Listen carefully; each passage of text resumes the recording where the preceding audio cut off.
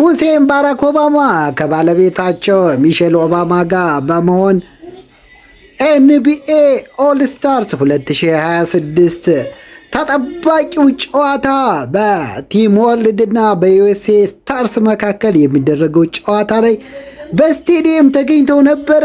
በዛም በባስኬትቦል ውድድሩ ላይ ምን እንዳጋጠማቸው ነግራቸዋለሁ። ኮሜንት፣ ሀሳብ፣ አስተያየት ሪፖስት እያደረጋችሁ ለሁሉም ቤተሰብ እንዲዳረስ እናድርገው። ቤተሰብ ወደ መረጃው ሳመራ ጨዋታው እየተፋጠነ ባለበት ጊዜ የስቴዲየሙ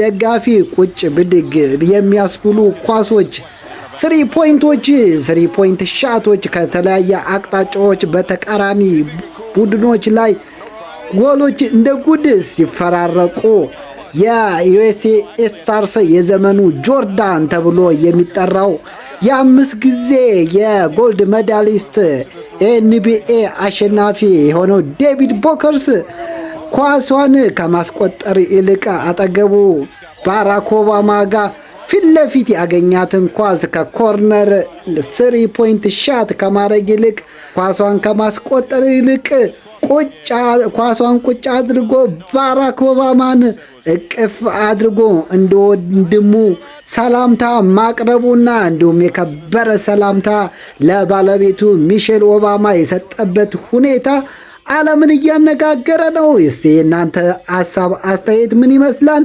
ኮሜንት ሴክሽኑን እስቲ አጥለቅልቁት።